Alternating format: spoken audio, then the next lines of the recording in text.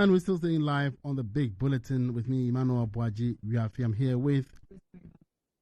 Right, so Rosemary is from the Center of Sustainable Transformation. And tonight, we'll be having a discussion on World Habitat Day, Building Sustainable Cities for Growth and Development.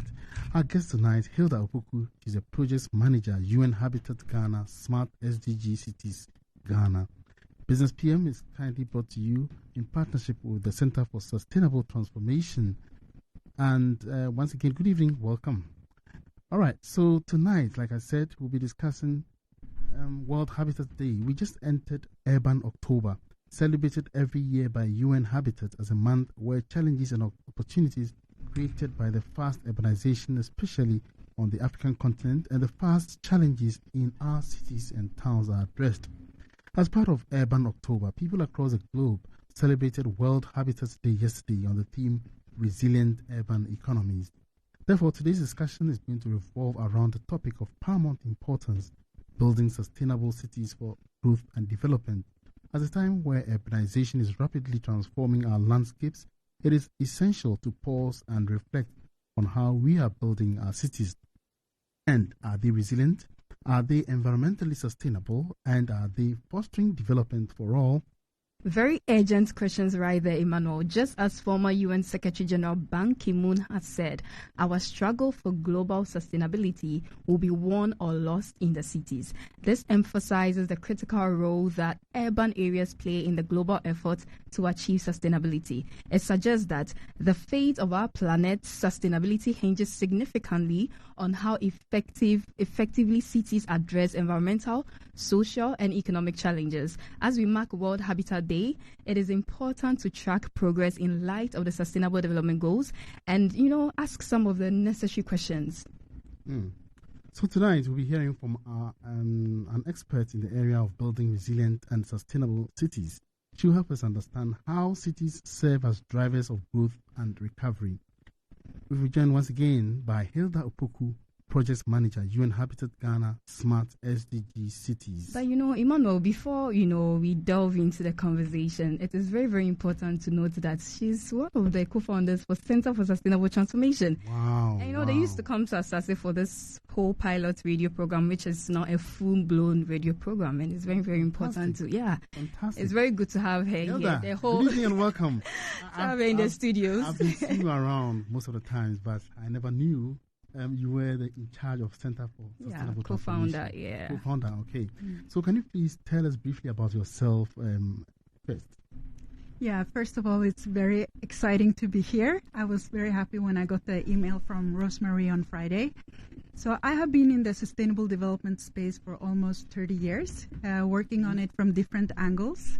NGOs, obviously, but also from academia and politics, and as an advisor even to the government of Ghana and now in UN Habitat. Oh, that's fantastic. So what was your day like? Every day, what do you do? Hectic.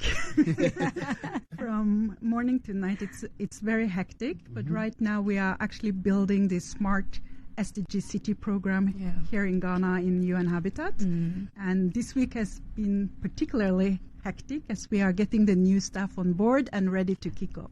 Wow. Once again, officially welcome to the show. Now, let's kick things off. Working with UN Habitat, can you enlighten us about the work of the UN agency and what is the significance of World Habitat Day and Urban October, for instance? Why is it important for us to focus on building sustainable cities? Absolutely. So the UN Habitat is the human settlement program within the UN system. Okay. So it works on sustainable, environmentally sustainable and socially sustainable cities and communities. But the prime drive is to ensure that people have adequate shelters, adequate places to live. And that's not necessarily the case in all cities today. So that's a major task of UN Habitat. And now, yes, I was going to find out, you want to ensure that everybody have a better place to live. Is it achievable? Is it realistic? It has to be. But of course it takes time, and I think the most crucial thing is always planning and financing. But everything that human beings have set out to do is possible. We went to the moon. Well, True. Maybe the rapidity of which population is increasing by the day. That's why I had to pose this question to you. But the theme for this year's celebration is resilient urban economies, cities as drivers of growth and recovery. Could you walk us through the significance of this theme? Yeah. So, soon 50% of the population on the globe are living in cities. So it's significant. And this is for all continents. The African continent is urbanized, have the most rapid urbanization right now because we were a bit late before we started the process. And you can even see it almost from week to week here in Accra, how people are coming in. And one of the answers to your early question is that we have to make sure that also the rural areas are so that people have meaning for their lives where they are living, so that they don't necessarily have to come into the bigger cities. For the topic of this year, it's really about recovering after COVID. Okay. And of course, we have felt it very strongly here in Accra, how the prices have gone up, the value of the cedi has gone down, and how difficult it can be for many people to manage their daily lives now. But this is also a huge opportunity. Every crisis is actually a new beginning and a new opportunity. So this is our opportunity to build a sustainable green economy while we recover from the crisis that the COVID pandemic put on us. So now let's take a look at the, key focus, which is sustainable city. It runs through. So when we say, a sustainable city, what do we mean? And what are the key characteristics that make a city sustainable? Yeah, so of course, sustainable development builds on 3 pillars. And the same pillars are also valid when we talk about the cities. That is that a project or a city or whatever we are talking about need to be economical, environmental, and socially sustainable. And of course, that is a big thing. How do we do that in practice? When it comes to the economic and environmental part, we can even think of the city as an ecosystem. In this case, these days, one of the buzzwords is circular economy. We can think of a city that is organized so that, we don't have waste. Everything is useful for something else. We have good energy systems, clean energy systems. We have good water and sanitation systems. But of course, it also has to be a place where people are thriving, where people have work, where people have education and meaningful life. So looking at Accra, do you think we are getting to this whole sustainability, city sort of thing? Accra is so many things, and some places are better than others, but we have a huge job in front of us. But I definitely think we can improve a lot. Improve, indeed. So in your opinion, what are the biggest challenges cities face in becoming more sustainable, and how can these challenges be addressed? And looking at Ghana's context, because we are here in Ghana, what are the challenges that the country faces in our quest to build sustainable cities? So one of the challenges here, which is different from many other countries, is that we haven't empowered the cities to make decisions on their own or to even have can do investments and budgeting for themselves. That is a challenge in itself. And I'm saying that because then it's also difficult for the cities to be the driver of change that we are talking about. Indeed. And cities today, like if you look at Greater Accra, more people or the same amount of people are living in Greater Accra as in my country, Norway. Wow. And of course, then it's easier to manage Norway than it is to manage Accra or Ghana, who has a huge population. But if these cities can be empowered to do better, we can see change also coming from various places. We don't have to sit and wait for the government. That's one of the things that we want to address, and we know that the government also have reforms coming and are very excited about this program. But it's important that the level that is closest to the people are empowered to do something for those indeed people. So as the project manager for Smart Sustainable Cities in Ghana, can you provide an overview of what the Smart SDG Cities Ghana is all about, and what are the main objectives and goals? Absolutely. So the SDG City program is a global initiative and it's where the UN have put its emphasis to work at the local level to localize the SDGs. Okay. So the SDG City program is global, and then the Smart SDG City program is an innovation that we are doing here in Ghana. Okay. We are piloting it. Instead of going from city to city like we have done before, we are now doing 10 cities at a time to see if that can be more efficient and if it can have an effect that we can learn from and also use for other countries and other places in the world. Okay. And then you have probably also noticed that we are talking about smart SDG cities in Ghana. And that's because Ghana is having a almost revolution when it comes to digitalization and smart solution, and the government is very focused on that. And when this program was being developed, it was very important for them that we had that smart component. Very interesting. Now, so do you think there's a difference between or a link between economic growth and environmental sustainability? If there is, in what ways do you think cities can balance this? So this is a big discussion within the sustainability space. Can we have economic growth and green development at the same time? But that's never been really the issue. The issue is that we have to have economic growth some places, but not all places. You know, some parts of the world have already used the resources that actually even more than what they should.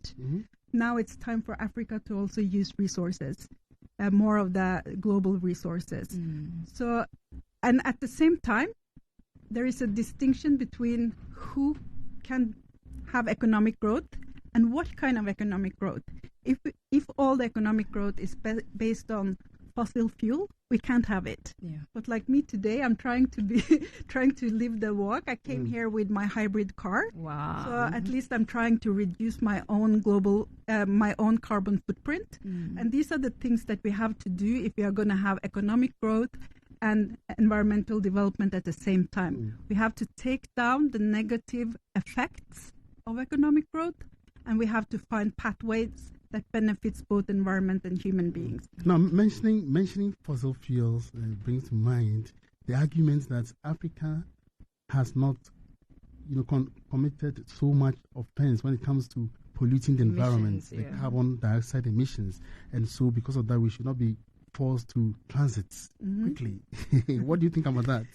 Yeah, I can agree that the cost of the transformation shouldn't all be on the shoulders of the African countries, because like you're rightfully saying, we haven't been, or you haven't been part of the global emission and taking us where we are today. But if you are in a boat leaking, would you just sit there and look at the water filling your boat? Or would you try to close it? Not. Yeah, exactly. Okay. So because that is the case, doesn't mean that we shouldn't transit, but we can definitely discuss who's going to pay for it. Okay, that's another discussion. Oh, yes. We would have an episode on that. Yes. Now, so it's great to hear that there's a balance, or that balance is possible. In the context of building sustainable cities, how important is it to involve the communities, and how can citizens actively participate in building resilient urban communities? Yeah, we can't do it without the citizen. It's for them. I mean, the cities are for the people, not for anybody else. And like if you go back to the program we are doing, it's really the web of life that we want to address. We want specifically to address the youth and involve them. We want to educate from basic school and up on education for sustainable development. We are addressing women in particular to make sure that more women can be strong enough or have the ability to involve themselves in local politics.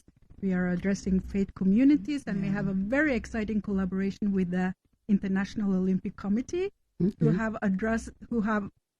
with some back work, chosen Ghana as their pilot in Africa to work on sport and fitness together with the SDGs. It's interesting. I'm sure the youth will really get themselves involved. Yeah, especially in Ghana, where sports is a big thing. Yes, it's really a big thing.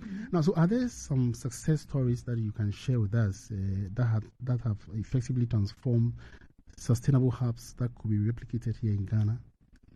Absolutely. And this is a movement everywhere, and things are going in the right direction. We just have to limit ourselves in those places where this transformation is happening, because if we reduce the negative effect and that increase at the same time other things, there is no equation that ends up well.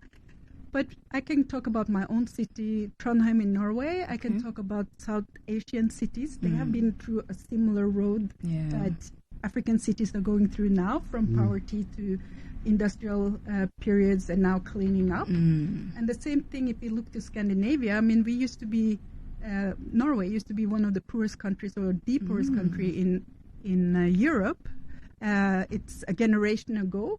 And then we developed, and now we are really doing the reflexive development, taking the unintended consequences of that development down so that we are going green.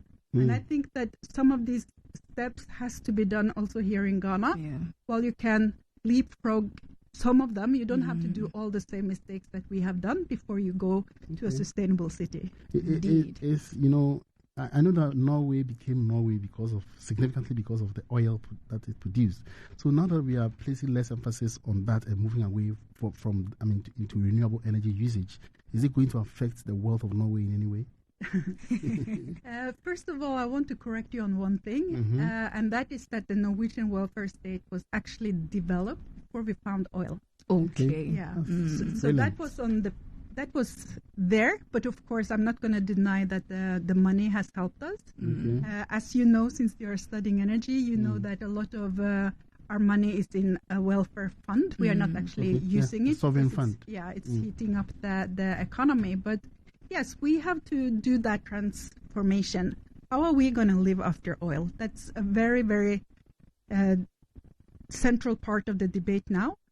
But still, going green, it's about biking to work, it's walking, it's not having a car, it's having public transportation, it's building your house with renewable material and all these things. Right. You can do that.